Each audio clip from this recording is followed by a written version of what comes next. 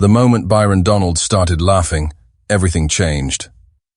What happened next on live C-SPAN left the Florida congressman completely speechless and turned Jasmine Crockett into an overnight sensation. In just 30 seconds, this Texas Democrat delivered a response so devastating that it broke the internet and made Donalds wish he'd never opened his mouth. But before we dive into this explosive political showdown, make sure to hit that like button and subscribe so you never miss the latest political drama that's shaking up Washington. Trust me, you won't want to miss what happens next. The House Financial Services Committee hearing was supposed to be routine. Banking regulations, policy discussions, the usual Washington theater that most Americans ignore. Committee Room 2128 in the Rayburn House office building had seen thousands of these hearings over the decades.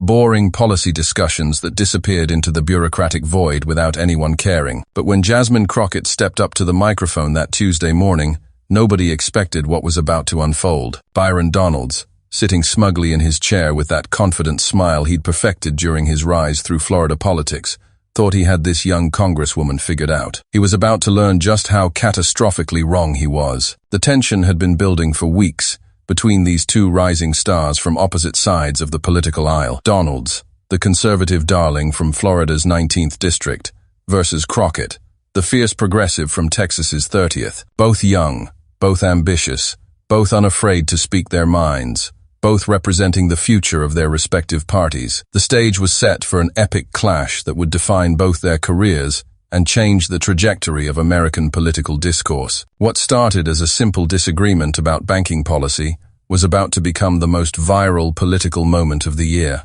Because when Donalds made the fatal mistake of laughing at Crockett, actually laughing, with cameras rolling and microphones live, he had no idea he was about to face someone who fights back twice as hard and always comes prepared for war. The committee room was packed with the usual suspects. Banking lobbyists in expensive suits, policy wonks taking notes, staff members scrolling through their phones, and C-SPAN cameras capturing everything for the few thousand Americans who actually watch congressional hearings. The fluorescent lights cast that harsh Washington glow that makes everyone look tired. Coffee cups and water bottles cluttered the witness table, where nervous banking executives sat, waiting to defend their industry's latest controversies. Chairman Patrick McHenry called the hearing to order with his usual efficiency, reading the standard procedural language that opens every committee meeting. The committee will come to order. Today we examine the impact of current banking regulations on American consumers and businesses. Standard stuff. Boring stuff. The kind of hearing that would normally generate 0 headlines and disappear into the vast archive of congressional proceedings. But there was electricity in the air that morning, a sense that something important was brewing. Crockett had been unusually quiet in recent committee meetings, taking notes, asking few questions, almost like she was studying, preparing. Meanwhile, Donalds had been increasingly vocal, building his reputation as the GOP's go-to voice on financial issues. His confidence had grown with every successful exchange, every viral clip of him schooling Democratic colleagues. The banking executives began their opening statements. The usual corporate talking points about innovation and job creation and regulatory burden. CEO James Patterson from Riverside Bank spoke about the need for smart regulation that protects consumers while allowing markets to function efficiently. CFO Sarah Rodriguez from Continental Financial discussed NFOS challenges facing community banks in today's over-regulated environment. Standard corporate speak designed to sound reasonable while saying absolutely nothing. Donalds listened with visible satisfaction. These were his people, his donors, his allies in the fight against what he called government overreach. He'd built his entire congressional career on defending exactly these interests. His questioning would be friendly, designed to let them make their case without serious challenge. Crockett, meanwhile, sat silently reviewing a thick folder of documents. She'd been preparing for this hearing for weeks, not just reading policy papers, but diving deep into the real-world impact of banking practices on actual families. Her staff had gathered case files, court documents, complaint letters, the kind of specific evidence that could turn abstract policy discussions into personal confrontations. The first few rounds of questioning went exactly as expected. Republican committee members tossed softball questions that allowed the banking executives to defend their practices and argue for reduced regulation. Democratic members asked tougher questions but stuck mostly to general policy disagreements. Nothing unusual, nothing that would make headlines. Then Byron Donalds took his turn, and his confidence was visible from across the room. He dominated these discussions before with his smooth delivery and deep knowledge of financial policy. He had his talking points memorized, his statistics ready, and his usual air of calm superiority that had made him a Republican favorite on cable news shows. "Thank you, Mr. Chairman," Donalds began, leaning into his microphone with practiced ease. "I want to thank our witnesses for being here today to discuss these crucial issues affecting American families and businesses." His voice carried that smooth confidence that had made him a rising star in conservative circles. He launched into his standard speech about the need to unleash American businesses from crushing government regulations and trust the market, not Washington bureaucrats.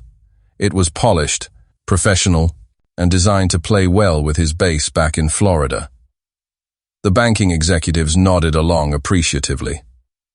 Republican committee members smiled with approval. "These excessive banking rules," Donalds continued, warming to his favorite theme, "are preventing hard-working Americans from accessing the capital they need to build their dreams, start their businesses, and create the prosperity that makes America great." It was textbook Republican messaging, frames government regulation as the enemy of American dreams, positions big banks as allies of small business, makes complex policy sound like common sense. Donalds delivered it with the kind of smooth confidence that had made him a sought-after speaker at conservative conferences. He wrapped up with a question designed to let the banking executives reinforce his message. "Can you explain to this committee how excessive regulation is hampering your ability to serve American families and small businesses?" The executives practically beamed as they delivered their prepared responses about regulatory burden and compliance costs. It was political theater at its most predictable, friendly questions, friendly answers, everyone playing their assigned roles. Donald sat back with visible satisfaction, clearly pleased with his performance. He'd set the tone, established his expertise, positioned himself as the voice of economic reason. The smug expression on his face suggested he thought he'd already won whatever contest was happening in that room. Then it was Jasmine Crockett's turn, and everything was about to change. To understand why what happened next was so explosive, you need to know who these two political fighters really are. This wasn't just any congressional hearing. This was a battle between two completely different visions of America's future, represented by two politicians who couldn't be more different in their backgrounds, their approaches, and their understanding of what government should do for ordinary people. Byron Donalds walked into Congress in January 2021 carrying the hopes and expectations of the Republican establishment. At 44, this former insurance agent and financial advisor from Naples, Florida, had quickly become one of the GOP's most prominent black voices, at a time when the party desperately needed to diversify its public face. The party leadership loved having him front and center. Here was their answer to critics who said Republicans couldn't connect with diverse communities or understand the challenges facing working families. Donalds built his political reputation on being uncompromising in his conservative principles. Pro-business, anti-regulation, fiscally conservative, and socially traditional. He'd made headlines for his fiery speeches about fiscal responsibility, his criticism of what he called woke policies, and his ability to articulate complex economic arguments in ways that regular voters could understand. The Florida congressman had a particular talent for getting under Democrats' skin with his calm, almost condescending delivery that made his opponents look emotional and unprepared. His rise had been meteoric, from the Florida House of Representatives to Congress in just a few years, propelled by his articulate defense of conservative principles and his ability to debate liberal opponents into submission. He'd appeared on Fox News dozens of times, spoken at major conservative conferences, and was already being mentioned as potential leadership material, despite being a relatively junior member. But success had given Donalds a dangerous weakness: overconfidence. He'd grown accustomed to dominating younger, less experienced Democrats in committee hearings. His strategy was simple and effective: stay cool under pressure, let his opponents get flustered and emotional, then deliver the knockout punch with carefully prepared facts and figures. It had worked dozens of times before against Democrats who came unprepared or relied too heavily on passion instead of substance. Donalds truly believed he understood how Washington worked better than most of his colleagues. He'd studied the system, learned the rules, mastered the art of political combat. When he looked across the committee room at Democratic members, he often saw naive idealists who didn't understand the real-world implications of their policies. He'd made a career of exposing that naivety on live television.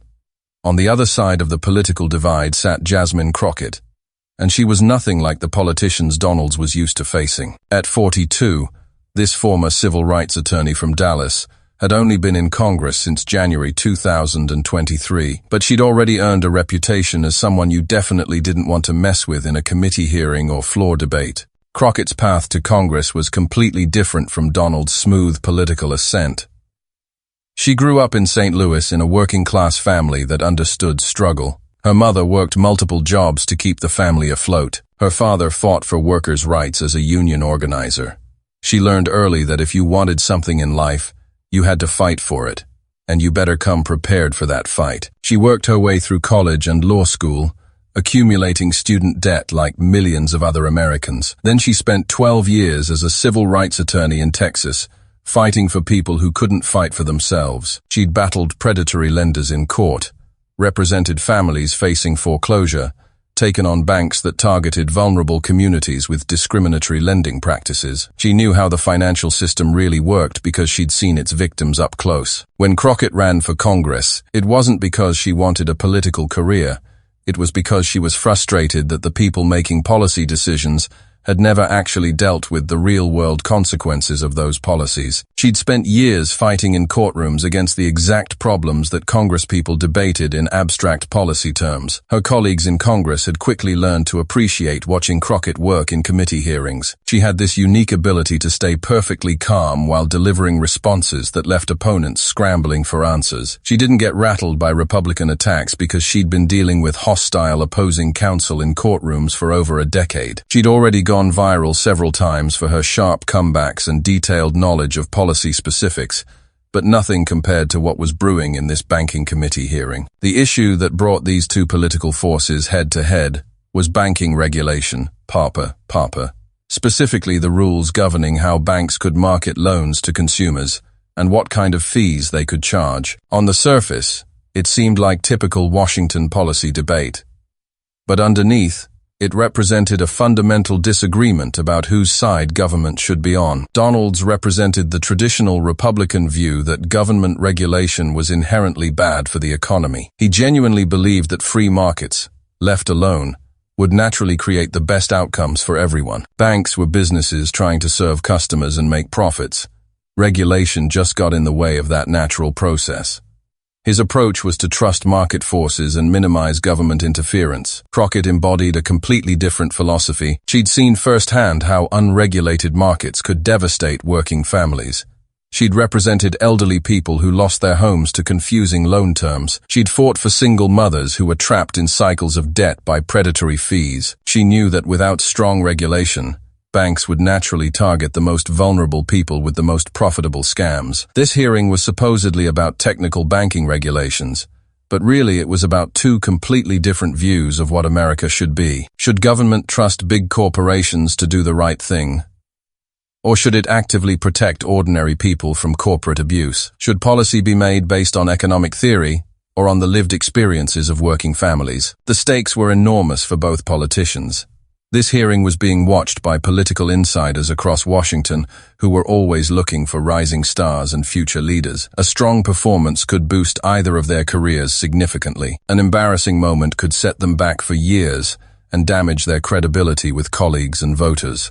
For Donalds, this was a chance to cement his reputation as the GOP's go-to expert on financial issues. He'd been building toward a moment like this for months, positioning himself as the reasonable voice who could explain complex economic issues to regular Americans. Success here could mean more media appearances, better committee assignments, maybe even a shot at party leadership. For Crockett, this was an opportunity to show that freshman congresspeople could be just as effective as senior members, if they did their homework and came prepared. She was tired of being dismissed as inexperienced or naive. This was her chance to prove that her legal background and real-world experience made her more qualified to discuss banking policy than colleagues who'd never actually dealt with predatory lending. As the hearing began, both politicians felt confident in their approaches. Donalds had his usual arsenal of economic statistics, policy talking points, and smooth delivery style.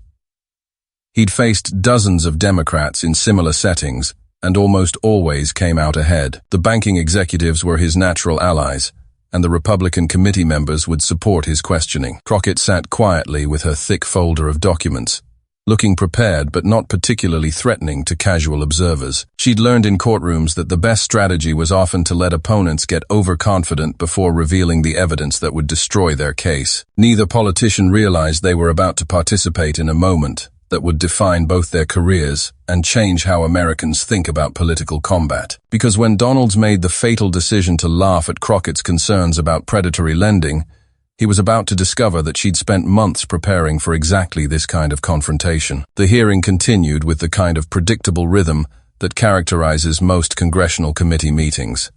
Republican members asked friendly questions designed to help banking executives make their case. Democratic members pressed harder, but mostly stuck to standard talking points about consumer protection and corporate accountability. Nothing unusual. Nothing that would typically generate headlines or social media buzz. But beneath the surface, tension was building between Donalds and Crockett that other committee members were beginning to notice. Their body language suggested this was becoming personal, rather than purely policy-focused. Donalds sat with the relaxed confidence of someone who expected to dominate the discussion.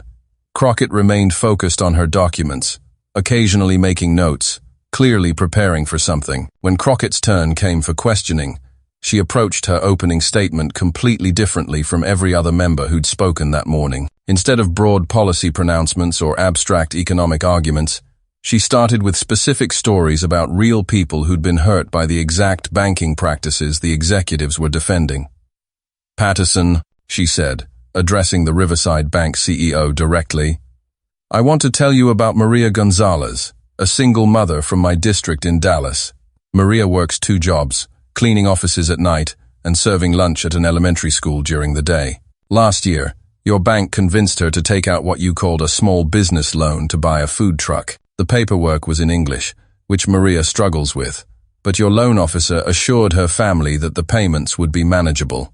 The room got quieter as Crockett continued. This wasn't typical congressional hearing rhetoric. She was making it personal, and personal was much harder to dismiss with statistics. Within 6 months, Maria discovered that the small business loan was actually a high-interest personal loan with balloon payments she'd never been told about. When she couldn't make the payments, your bank repossessed not just the food truck, but also garnished her wages from both jobs. Maria lost everything and had to move her 3 children in with her elderly mother.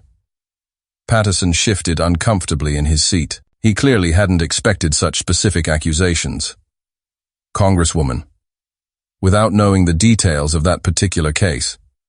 "Oh, I have the details," Crockett interrupted smoothly, pulling out a file folder. "I have Maria's complete loan documentation, the recordings of her conversations with your loan officers, and the court filings from when she tried to fight the garnishment. Would you like me to read your bank's internal emails about targeting financially unsophisticated Spanish-speaking customers?" The temperature in the room seemed to drop several degrees. Other committee members looked up from their phones. This was getting interesting in a way that banking regulation hearings never were. Donalds watched with growing irritation. This wasn't how these hearings were supposed to go. Banking executives were his allies in the fight against government overreach. Crockett was making them look like predators instead of job creators. More importantly, she was making his defense of deregulation look like defending predatory lending. But Donalds had dealt with emotional appeals before. Democrats loved to pull out individual sob stories instead of focusing on broader economic policy. He was confident he could redirect the conversation back to facts and figures where he felt most comfortable. The key was to stay calm, appear reasonable, and let Crockett look overly emotional and focused on anecdotes instead of serious policy. "If I may, Congresswoman Crockett," Donalds interrupted, raising his hand slightly, "I think we're getting lost in individual cases instead of focusing on the bigger picture of how banking regulation affects American economic competitiveness. It was a classic political move: dismiss specific examples as anecdotal and redirect to broader talking points that sounded more serious and policy-focused. Usually, it worked perfectly. Democrats would get defensive about their examples, lose focus on their broader argument, and allow Republicans to control the narrative. But Jasmine Crockett wasn't most Democrats. Anecdotal? She shot back, her voice sharp with genuine incredulity. Congressman Donalds, Maria Gonzalez isn't an anecdote. She's a constituent whose life was destroyed by practices your committee is considering making legal again. Are you saying her experience doesn't matter because it's just one case? The question hung in the air like a challenge. Donalds felt the room shift slightly. He needed to be careful here. Dismissing a working mother's suffering wouldn't play well on cable news clips. Of course, individual cases matter, he said, trying to sound reasonable. But governing requires us to look beyond isolated incidents and consider the broader economic implications of our policies. We can't make national banking policy based on individual hardship cases. It was a decent recovery, but Crockett was ready for it. Isolated incidents? She opened another folder. I have documented cases of predatory lending affecting over 300 families in my district alone in the past 2 years. All by banks that are asking this committee to reduce oversight. How many families have to lose their homes before you consider it a pattern instead of isolated incidents? Donalds felt himself being backed into a corner, but he still believed he could regain control of the narrative. Crockett might have emotional stories, but he had economics on his side. He just needed to redirect the conversation to broader policy where his expertise would shine. Congresswoman, he said, leaning back in his chair with a slight smile, I understand you're passionate about these issues. That's admirable, but governing requires us to balance individual concerns against broader economic realities. Perhaps when you've been here a bit longer, you'll understand how complex these policy decisions really are. The condescension was unmistakable. Donalds had just pulled the classic Washington power move, questioning a colleague's experience and suggesting she was too new to understand how things really work. It was the kind of dismissive comment that had worked for him dozens of times before against Democrats who got flustered when their expertise was questioned. But he'd just made a fatal error. Because Jasmine Crockett didn't get flustered when people questioned her expertise. She got focused. Congressman, she replied, her voice deadly calm. I spent 12 years as a civil rights attorney before coming to Congress. I've probably handled more banking discrimination and predatory lending cases than you've attended committee hearings. But please, enlighten me about complexity. The room was getting tenser now.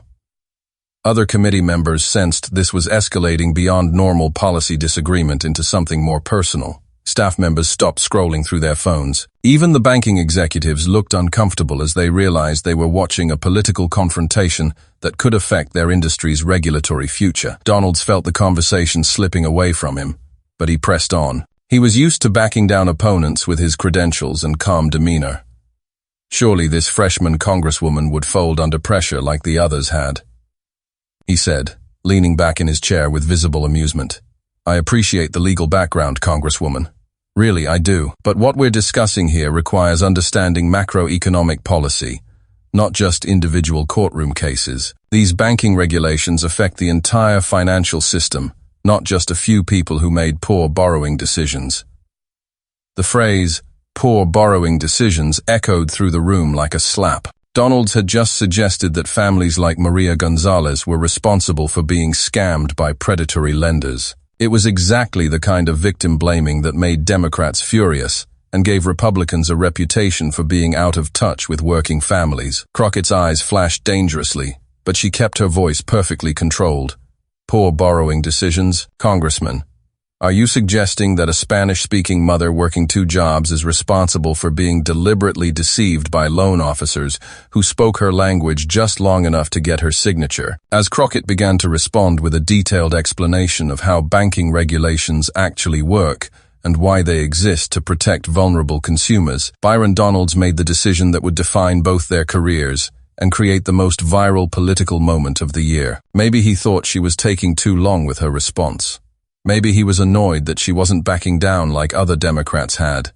Maybe he just couldn't help himself. But as Crockett explained the connection between individual predatory lending cases and the need for systemic regulatory reform, Byron Donalds started laughing. Not a full laugh, just a dismissive chuckle and headshake that every camera in the room caught perfectly. The kind of laugh that said, "This poor, naive woman doesn't know what she's talking about." The kind of laugh that had probably worked in Florida business meetings and Republican fundraisers, where everyone shared his political views. But this wasn't a friendly Republican gathering. This was Congress, broadcast live on C-SPAN, with every moment being recorded for posterity, and Jasmine Crockett wasn't some inexperienced politician who would be intimidated by a condescending colleague. The moment Donalds laughed, you could feel the energy in the room change completely. Other committee members looked up sharply.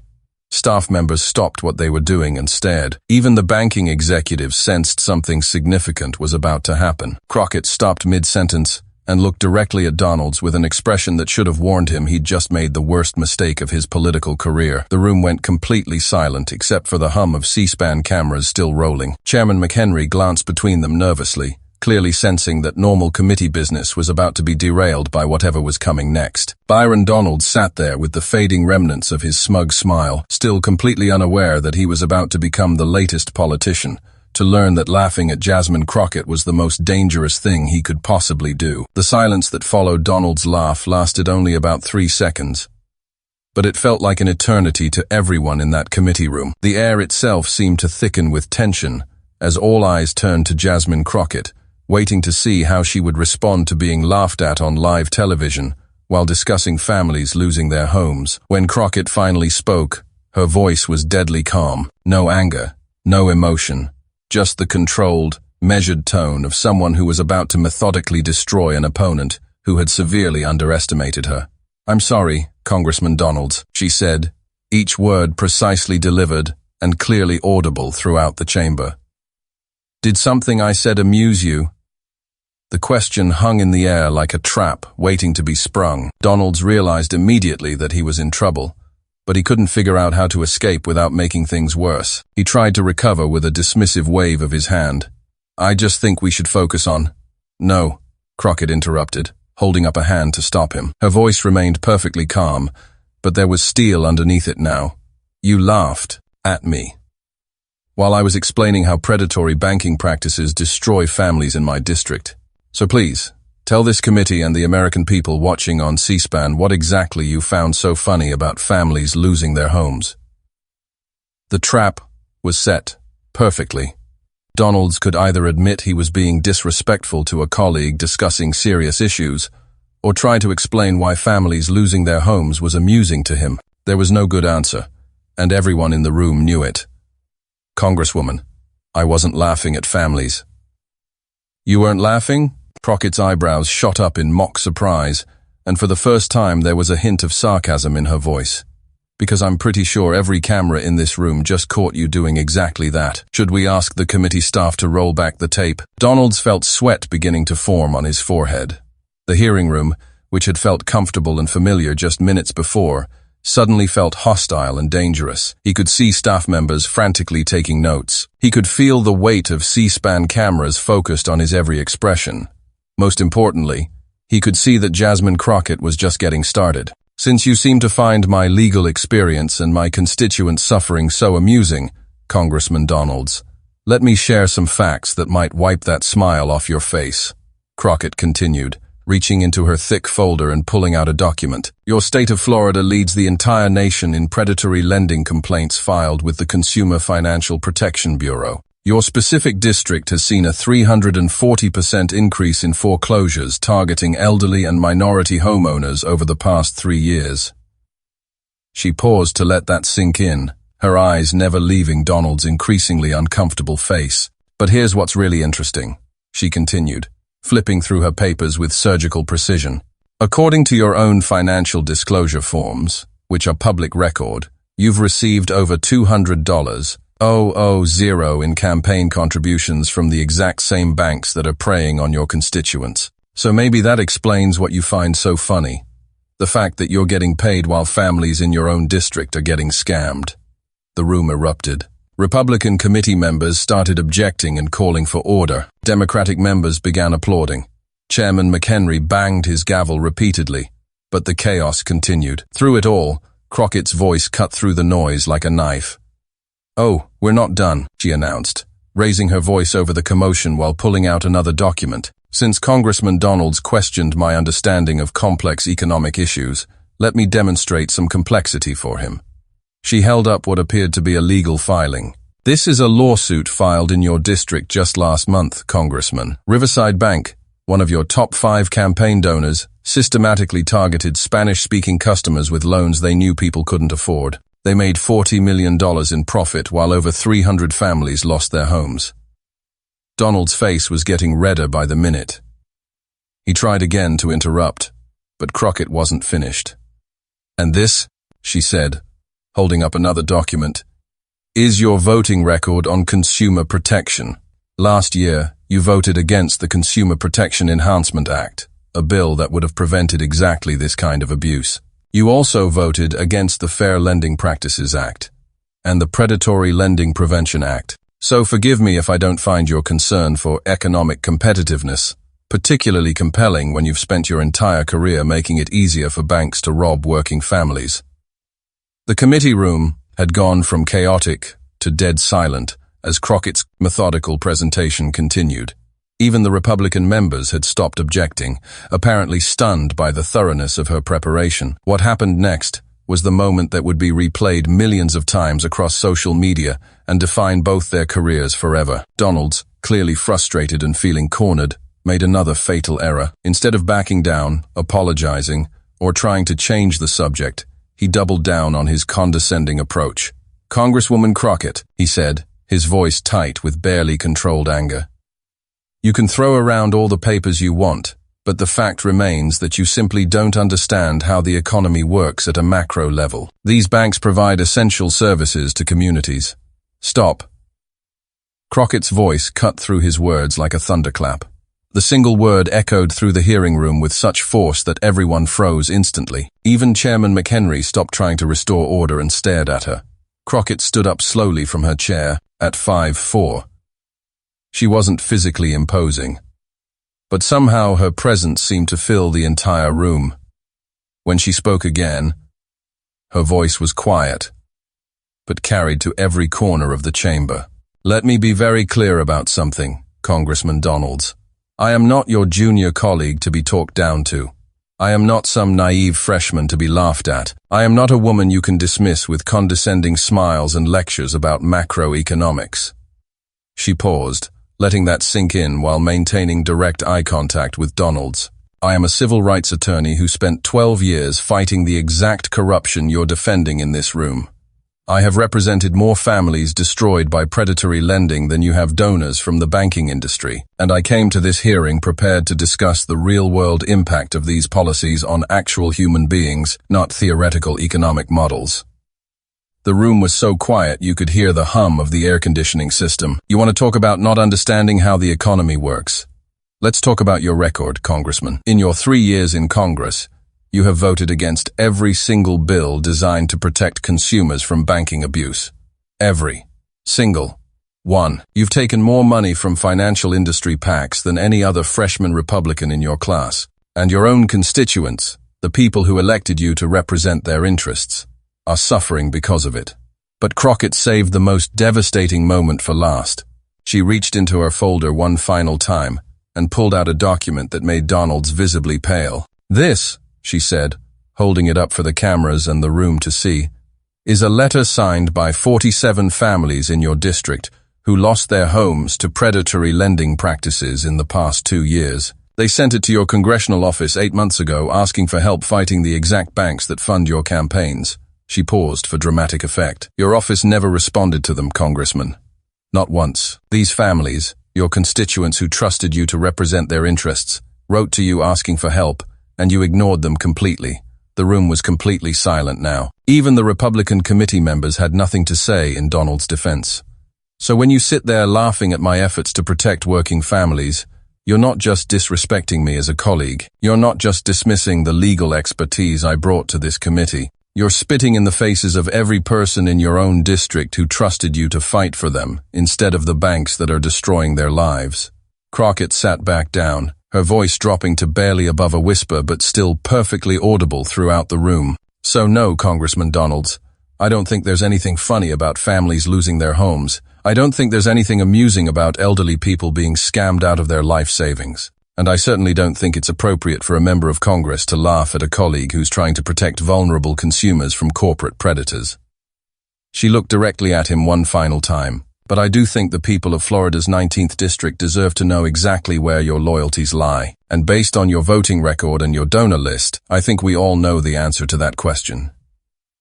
The hearing room remained in stunned silence for several long seconds before erupting in the loudest applause of the day. Democratic committee members were on their feet clapping. Several Republican members sat looking shell-shocked. The banking executives appeared to be trying to disappear into their chairs. Byron Donalds himself looked like he'd been hit by a truck. His face was flushed red, his hands were visibly shaking, and for the first time since entering Congress, he seemed genuinely speechless. He opened his mouth several times to respond, but no words came out. Chairman McHenry, clearly overwhelmed by what had just transpired, quickly called for a 15-minute recess. As members began filing out of the room, Donalds remained seated, staring at the table in front of him while Crockett calmly gathered her papers. But the real explosion was just beginning. Because within minutes, clips of the entire exchange were already spreading across social media faster than any political content in recent memory. The moment Jasmine Crockett finished speaking and the committee called its recess, phones across America started buzzing with notifications. What had just happened in a routine congressional hearing was about to become the biggest political story of the week, reshaping both careers and sending shockwaves through Washington's political establishment. Before the committee members had even left the hearing room, clips of the confrontation were already being uploaded to social media. The complete exchange, from Donald's dismissive laugh to Crockett's devastating takedown, was posted to Twitter within 10 minutes of happening. By the time most Americans were eating lunch, the video had been viewed over 500,000 times and was spreading exponentially. Number Jasmine Crockett began trending nationally within 30 minutes. Number Byron Donalds started trending too, but for all the wrong reasons. The hashtag number banking hearing destruction followed shortly after. Political Twitter, which thrives on moments of conflict and drama, had found its new obsession. The responses were immediate and passionate from across the political spectrum. Progressive activists were celebrating what they saw as a perfect example of how Democrats should fight back against Republican condescension. Conservative commentators were struggling to defend Donalds without seeming to support the banking practices Crockett had exposed. Jasmine Crockett just ended Byron Donalds' whole career with receipts tweeted at Progressive Warrior, garnering 75,000 retweets within hours. This is what it looks like when someone comes to Congress, actually prepared to fight for working people instead of just making speeches, posted at Democrat Mom 2024. Byron Donalds thought he could laugh at her like she was some rookie politician. Big mistake, wrote at Politics Now with a clip of Crockett's most devastating moments. But it wasn't just Democrats celebrating. Even some Republicans were impressed by Crockett's preparation and delivery, though they weren't happy about seeing one of their rising stars get demolished on live television. I disagree with her politics completely, but damn, that woman came prepared with actual facts, admitted at Conservative Dad 47, reflecting a grudging respect that many Republicans felt privately. Whether you like her or not, Crockett just gave a masterclass in how to use evidence in political debate, posted at PolicyWonk 2024. The clip was spreading across every social media platform simultaneously. On TikTok, young progressives were creating compilation videos of Crockett's best lines set to dramatic music. Instagram was flooded with quotes from her speech overlaid on powerful images. YouTube channels were already posting reaction videos and detailed breakdowns of the political implications. Cable news networks scrambled to book Crockett for interviews while their political analysts tried to process what they'd just witnessed. This wasn't normal congressional theater. This was a complete political destruction carried out with surgical precision and overwhelming evidence. CNN led their afternoon coverage with Congressional hearing erupts into viral political showdown. The Chiron read, Rep. Crockett destroys colleague with banking industry receipts. MSNBC declared it the moment a political star was born, and immediately booked Crockett for prime-time interviews. Even Fox News couldn't ignore the story, though they focused more on heated partisan tensions disrupting congressional business. Political analysts across the spectrum were struggling to remember the last time a relatively unknown congressman had generated this much coverage from a single committee hearing exchange. Congressional hearings usually disappeared into policy wonk discussions that never reached mainstream America, but Crockett had turned banking regulation into must-see television. What we witnessed today wasn't just political theater, explained CNN's senior political analyst during their afternoon coverage. This was a politician who came absolutely prepared to defend her constituents and her own professional dignity. The level of specific evidence she had, the way she turned Donald's condescension against him, the methodical destruction of his credibility, that's political skill at the highest level.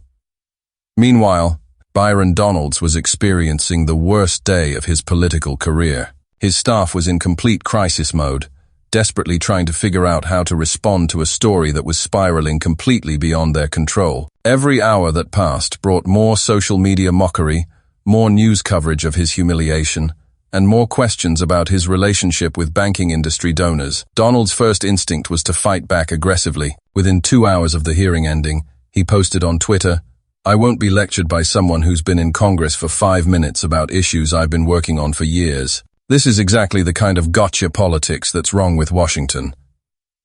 The response was brutal and immediate. Thousands of replies pointed out that Crockett had been working on banking issues for 12 years as a civil rights attorney before coming to Congress. Others shared clips of him laughing at her, asking what was so funny about families losing their homes. The quote tweets were even more savage, with users sharing the video of his humiliation, alongside commentary about his arrogance. His second tweet, posted an hour later, didn't fare any better.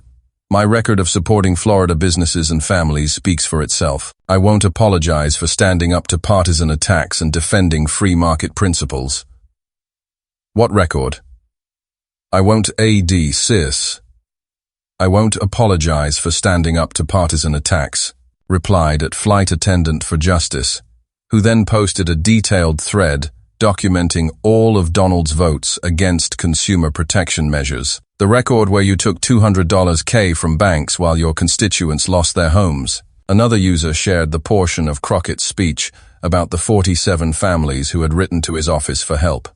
"These families reached out to you for help and you ignored them. How is that supporting Florida families?" By the end of the day, Donalds' social media team had convinced him to stop posting entirely. Every response was making the story worse, drawing more attention to his humiliation and giving critics new material to work with. The political implications extended far beyond social media metrics. Democratic fundraising organizations reported massive spikes in donations throughout the afternoon, with many contributors specifically mentioning Crockett's performance in the banking hearing. Progressive groups that had never heard of the Texas congresswoman were suddenly asking how they could support her future campaigns. More importantly for the broader political landscape, Crockett had demonstrated something that Democratic leadership had been desperately searching for: a politician who could go toe-to-toe with Republicans on their own terms and not just survive, but dominate.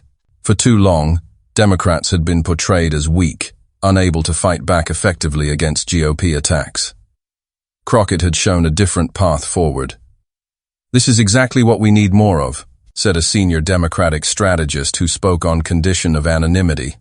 "Not just policy positions and good intentions, but the ability to communicate with passion and back it up with irrefutable facts." She made banking regulation compelling and personal, which nobody thought was possible.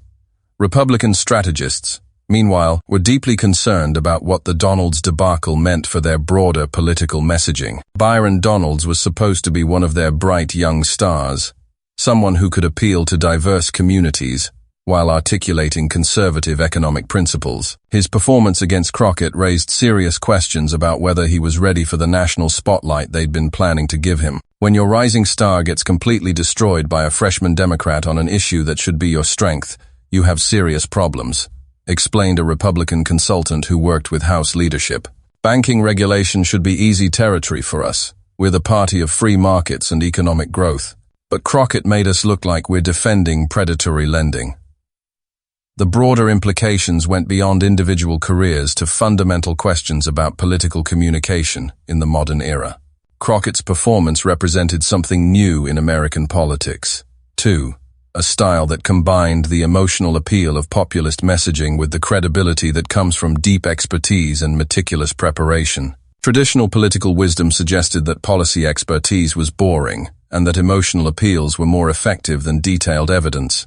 Crockett had proven that false choice wrong by delivering both simultaneously. She'd made complex banking regulations personally meaningful, while demonstrating mastery of every policy detail. The letter from the 47 families was particularly powerful because it connected individual suffering to systemic problems in a way that couldn't be dismissed as anecdotal. These weren't random examples. They were constituents who had specifically asked their congressman for help and been ignored. It was political malpractice that Crockett had turned into a devastating weapon. Within 48 hours, investigative reporters were digging deeper into the claims Crockett had made during the hearing. Local news stations in Florida began tracking down some of the families mentioned in the letter to Donalds' office. Banking industry trade publications started defensive articles about regulatory compliance. The story had legs far beyond the initial viral moment. More significantly, other Democratic politicians began adopting what political observers were already calling the Crockett approach, coming to hearings and debates with specific evidence of real-world harm caused by Republican policies. The idea of using detailed preparation to turn opponents' arrogance against them started spreading through progressive political circles. Crockett herself handled the sudden national attention with remarkable poise. In interviews following the hearing, she consistently brought the conversation back to the families affected by predatory lending rather than her personal political triumph. "This was never about me versus Congressman Donalds," she told Anderson Cooper during a CNN interview that evening. "This was about standing up for people who don't have lobbyists in Washington. When someone laughs at efforts to protect working families from being scammed by banks, I'm going to speak up every time. That's why voters sent me here." She used the media attention strategically to push for specific policy changes, rather than just celebrating her viral moment. Now that people are paying attention to banking regulation, let's actually do something meaningful with that attention. We need to pass the Consumer Protection Enhancement Act. We need to crack down on predatory lending targeting vulnerable communities. We need to put people before bank profits. The response from banking industry lobbyists was swift and defensive. Within days, trade associations were running advertisements defending their member banks' lending practices. But the damage was already done. Crockett had successfully reframed the entire debate from abstract economic theory to concrete examples of corporate abuse. For Byron Donalds, the path forward was much more challenging. The video of him laughing at Crockett became a permanent part of his political identity. Opposition researchers saved it for future campaigns. Democratic opponents in other races began using it as an example of Republican callousness toward working families. More damaging was the scrutiny of his actual record that Crockett's research had prompted. Investigative journalists began examining his relationship with banking industry donors more closely. Local Florida newspapers started asking why his office hadn't responded to constituents, asking for help with predatory lending. Republican leadership quietly began distancing themselves from Donalds. Speaking opportunities at major conservative conferences mysteriously dried up. Plans for him to appear at high-profile fundraising events were quietly shelved. The rising star had become a political liability almost overnight. 3 months later, when Donalds faced his first serious primary challenger since entering Congress, the challenger's first campaign ad featured clips from the banking hearing. The tagline was simple: "Byron Donalds laughs at your problems, while banks laugh all the way to his campaign account." The Crockett-Donalds confrontation became required viewing in political science programs across the country. Business schools began using it as a case study in crisis communication and the importance of preparation. Law schools showed it as an example of effective cross-examination techniques applied to political settings. But perhaps most importantly, the viral moment changed expectations for political discourse in America. Voters began expecting their representatives to fight back when attacked, rather than simply taking abuse politely. The old model of going high when they go low was increasingly seen as inadequate for the stakes involved in modern politics. Young people who had never paid attention to congressional hearings were suddenly sharing clips and memes about banking regulation. Political engagement among communities that had felt disconnected from Washington policy debates showed measurable increases. Crockett had accidentally demonstrated that politics could be both substantive and entertaining simultaneously. The message resonated far beyond Washington. Preparation beats arrogance. Substance beats style. And when someone laughs at you for fighting for working families, you better come with receipts that will make them regret it. 2 years later, when Jasmine Crockett announced she was considering a run for Senate, the first clip in her announcement video was Byron Donalds laughing, followed by her devastating response. It had become the defining moment of her political career, proof that she could stand up to anyone and emerge victorious through sheer preparation and principled conviction. For anyone watching from home, the lesson was crystal clear. Never underestimate someone who's done their homework, stands up for their values, and refuses to be intimidated by people who think their position entitles them to laugh at others' suffering. What did you think of Jasmine Crockett's response to Byron Donalds? Have you ever had to stand up to someone who underestimated you or laughed at something important to you? Share your thoughts in the comments below, and don't forget to subscribe for more political moments that are reshaping American politics. Because if this story proves anything, it's that in today's political climate, preparation and principle can still triumph over arrogance and corruption. And when they do, the whole country gets to watch it happen live on television.